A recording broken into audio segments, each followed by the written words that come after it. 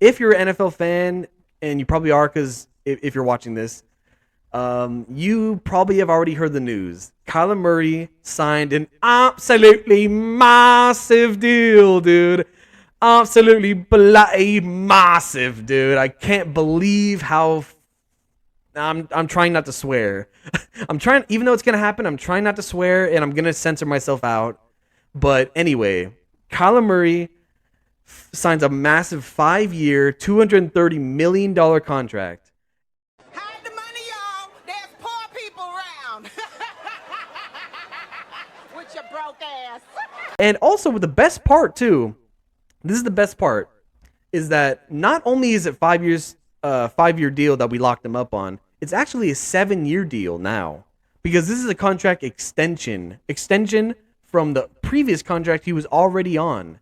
So he was on his rookie contract. He played for 3 years. He just finished year 3. He has 2 years left on that original deal where we're paying him like $5 million a year or whatever. And so he's still on that, but we do that contract extension. He gets another 5 years added on. So we locked him up for 7 years. Let's go, dude. That's a win in my book. That is a win in my book, dude. Let's go, Kyler Murray. Staying in AZ and helping us out, man. Like, thank God. Thank God. Oh, man. Like, the gods bless me. The gods bless me with this story, man. Oh, man. We got a lot to talk about here. So it's $230 million total. And $160 million of it is guaranteed, which is bonkers, dude. It's bonkers. Like, the guaranteed money that's getting thrown around in the NFL now is awesome. It's amazing, dude. Like, these players are getting paid out fat. They're getting paid out so fat. It's insane, man. So 160 million of that 230 is guaranteed, okay? He's the second highest paid quarterback in the NFL now. Right behind Aaron Rodgers. He's getting paid, it says 46 million a year. But 46.1 is what they say, because they basically piggybacked off the Deshaun Watson deal that he got, which is basically the same thing. But Kyler was like, yeah, give me 0.1 more than Deshaun Watson and I'll sign it. Like, okay, man. Like, yeah, all right, dude. We get it, dude. We get it. You want to be the second highest paid quarterback? We get it, man. All right, But whatever, dude. It's a little petty, like, who cares? But whatever, man. So yeah, now he's the second highest paid quarterback. There's Deshaun Watson right below him, and then Patrick Mahomes, $45 million a year, right under that. So these quarterbacks are getting paid fat. Here's the thing, though, man. So like, here's the problem I have, because even though I love the deal, I love that Kyler Murray's getting locked up with the Cardinals. I love it, right? It's fine. Like, I'm cool with the contract. I'm cool with paying him the money, even though it's a lot. But here's the thing, though, man. What I was thinking was that, like, y'all should have paid him way earlier than this. Because the problem is, with this quarterback market, and really just the NFL market in general, but we're just talking about quarterbacks here. Quarterback market here, you got to be first. Like, like, the timing is crucial. Crucial is the timing. Because these other quarterbacks they're all waiting to get deals too. They're all trying to get their big contracts. They want to get their fat money.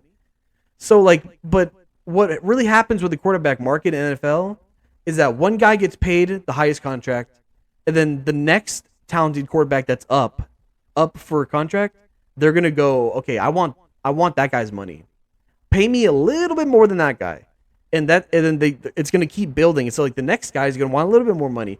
Next guy's going to want a little bit more money than that. And it's going to keep growing. So the timing is crucial. And the reason why I'm pointing this out is because in February of this year, after the season ended, Kyler Murray and his agent, Eric Burkhart is, he's his agent, but he's also Cliff Kingsbury agent, the head coach of the Cardinals. He works with both of them, which is a little weird. But basically, when this last season ended, Eric Burkhart got Cliff Kingsbury a contract extension to stay in Arizona for another 5 years or whatever it is. So they locked him up. But they didn't do it to Kyler, though. They did it for Cliff, but they didn't do it for Kyler. And Kyler Murray was expecting a contract. He was like, okay, I'm at 3 years. You guys, you know I'm talented. You know I'm the franchise quarterback. I'm the guy. So pay me the money. And what Eric Burkhardt did was put a public statement out, which is, I hated that he did that, because why are you doing it public? Y'all need to be handling contracts behind closed doors. The public should not be hearing about this. You know what I'm saying? We should only hear about it when the breaking news hits of, oh, they signed a giant contract. That's when we should hear about it. But in this case, in February, Eric Burkhardt puts a statement out, basically, and I'm going to sum it up for you. It basically says, hey, it's directed towards the Cardinals organization, being like, hey, Kyler Murray, he wants to stay here. He loves Arizona. You guys love him. So why don't you just pay him a ton of money? Because let's get this done now. And that's the thing, too. Like, Eric Burkhardt and Kyler Murray, I don't agree with that. They should have never done a public statement like that. It should have never gotten public. And the reason why it's public is to put pressure on the organization, because now everybody knows, and they want to put pressure on the organization, because then now all of NFL media is going to be like, what are you guys going to do about it? Like, oh, like, are they going to give him the contract? Are they not? Like, are they going to stand their ground? So now it's like a big thing. So like that happens in February. The Cardinals go, we're not going to give in to your demands, basically.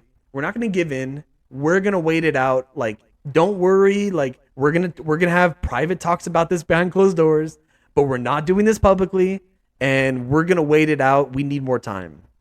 So that was what Steve Keim was saying, the general manager for the Cardinals. So, and it's like, yo, I get it, man, because here's the thing. I understand the Cardinals wanting to take time to not sign him right away and give him fat money, because this last season kind of turned into a disaster.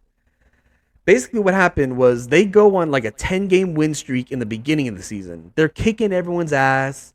They're dominating the NFL. Kyler Murray's throwing touchdowns. He's playing amazing. Everything's working fine, right? Then the last half of the season, it goes to jack. It all crumbles down. They go on a 5-game losing streak. They're getting their ass kicked by everybody. The Lions are kicking their ass. It's bad, right? Like, if the Lions are kicking your ass, it's bad. Even though the Lions are a little bit better this year with Dan Campbell, but it's fine. It's the Lions, dude. You can't get blown out by the Lions. It's bad. It's a complete failure. It's not even Kyler Murray's. I don't even blame Kyler Murray all the way. It's a little bit of his fault. And he did get injured, and he's playing injured, but playing injured, but you also ran like a amazing 70-yard run touchdown, and you ran past their whole team with a fucked up ankle, and it's like, yeah, dude, injured my ass. You know what I'm saying? Like, yeah, I understand they shoot up. They're gonna shoot up that ankle with some numbing or whatever the hell it is, and they're gonna, of course, I understand that part of it. So he's not feeling it in the game. But, dude, the guy could play. It's fine. I'm not going to blame his performance just on injury alone. Yeah, he didn't play good. He did not play good. But the whole team failed him, too. Cliff Kingsbury especially, dude. Complete, to me, in my eyes, Cliff Kingsbury is a complete jackwagon. That dude should not be calling plays. He claims himself as this, he's the genius Sean McVay play caller. No, he's not. No, he is not, dude. He sucks. I don't like Cliff Kingsbury. He doesn't know what the hell he's doing out there. I hope it gets better, because he got signed here for a while, so he's gonna be here a while, and he's kind of tied to the hip with Kyler. But I do not like him, and he's the biggest reason why the Cardinals failed at the end of the year. But anyway, so they had a bad end of the season, but they still had 11 wins. So they get into the playoffs, which is awesome. Hey, made it to the playoffs, right? But who's the first game they go against? Who's the first team they have to play in the playoffs? The LA Rams. And if you don't already know what you should, if you're an NFL fan, they just won the Super Bowl.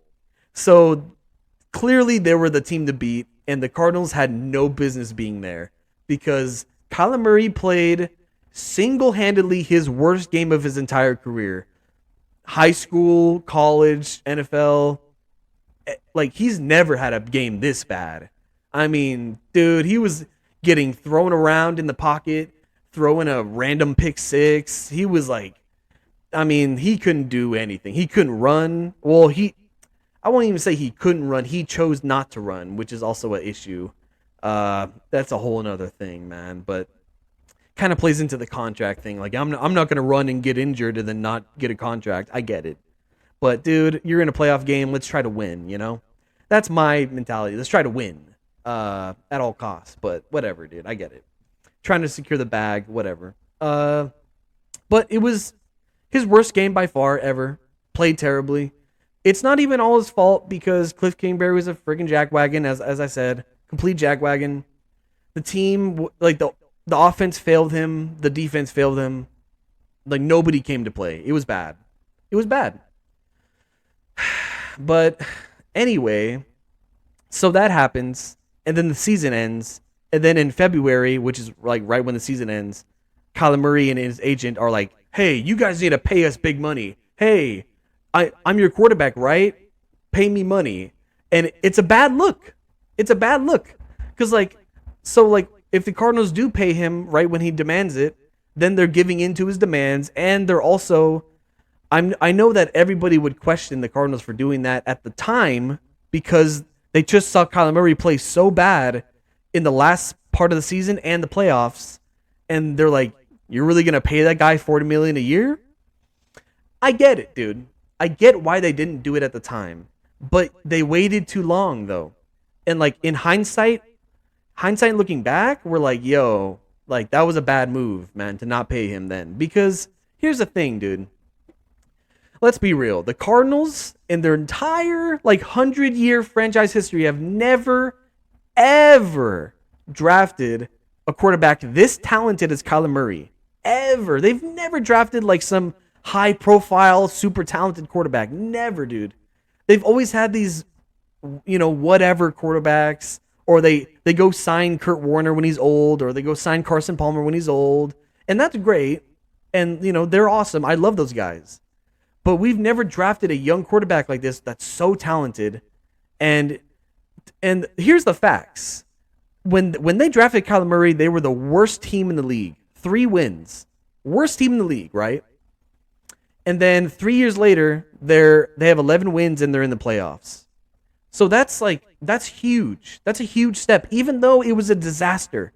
Even if the season was a disaster at the end, they still won a lot of games. They still kicked ass. They went to the playoffs. You know what? I can't even ask for that much more being a Cardinals fan. I can't even ask for that much more because I'm glad that we even made it to the playoffs at that point.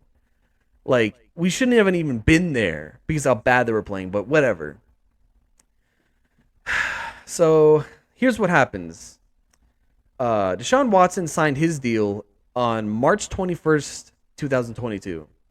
And he signed that $46 million a year, $230 million, all that guaranteed money. Aaron Rodgers signs his deal on May 15th. Signed $50 million a year, $150 total. You know, so these quarterbacks, a couple months after February, they're signing their giant, massive deals, and they're breaking the market, completely breaking the market wide open. And now, since the Cardinals are like, well, we're gonna wait till training camp to even think about a contract. We're gonna wait. Well, look what waiting got you. Now because Kyler sees those contracts and how I talked about with the quarterback market, how it works. He's gonna see Deshaun Watson. He's not gonna ask for Aaron Rodgers money, but he's gonna go, hey, Deshaun Watson got $46 million. I want that. Give me that contract. I want the $230 million. And I want $160 million guaranteed. So Kyler's seeing the money, and he's gonna go, I want that. Give me that. And so that's what they did. That's exactly what they did. They gave him that, and they gave him just a tiny bit more than Deshaun Watson. And it's like, you know what? It's fine, right? It's fine because I'm just happy that they even signed him to a long deal. I'm happy he's staying in Arizona. It's fine. It's a lot of money right now, but in a couple years, we're going to look back on it because in a couple years, Justin Herbert's going to want to get paid. Joe Burrow's going to want to get paid. All these other great quarterbacks, they're going to come off their rookie deals and they're going to want to get a big, fat money contract. So those guys are going to get 50 million, 55 million, 60 million, 65 million. It's going to keep going up every year. Like they're going to keep breaking the bank on contracts. So in a couple years, we're going to look back and be like, okay, instead of Kyler Murray being the second highest paid quarterback, he's going to be like 7th, 8th, maybe 9th, or, however it works out. And then we're going to look back and be like, okay, that's not bad. That's not bad. That's not that bad. It's going to look a lot better in the future. Right now, it's a lot of money. But here's the thing, though. If you would have just paid the guy in February and you would have just got all this done, because you could have paid him $40 million. You could have got him for $40 million a year, $200 million flat for the whole contract. You could have capped it right there. And then people then would have said, like, wait, you're going to pay him $40 million a year? That's a lot of money, man. But looking back at it now with hindsight, you would be like, yo, $40 million is a good contract. That's an affordable contract. That's what you would see looking back at it now. And that's the thing that I'm trying to get across. It's like, I'm happy that we signed him. I'm happy it happened. It's fine. I'm glad he's staying. But if Steve Keim would have just signed him to this big contract, $40 million a year, 200 flat in February, we could have avoided the whole quarterback market getting all crazy, and then Kyler wouldn't have been asking for so much money. So, it's a weird situation. I understand the Cardinals weren't in the best situation with this. They're getting pressured, and also coming off that bad season, last part of the season. It's hard to give someone a ton of money after that. But anyways, like Kyler Murray, hey man, I love you. You have your faults. Like, Kyler Murray is not the perfect quarterback. Is he the best leader? No. Is he the most vocal leader? No. He's kind of quiet, and that's fine. Does he pout on the sideline when they're losing and go, oh man, nothing's working out, man. This is some bullshit. Like, yeah, he does do that. Like, he does pout, and he's kind of diva. Like, he's a little bit diva in him, but like, that's, you know what, dude? It's fine, man, because he makes up for it with talent. He's gonna get better in the long run. I mean, it's fine. Like, I love him. I'm happy he's staying. It's a lot of money right now, but it's gonna look better in the future, and that's all I'm saying. All right? That's what it is.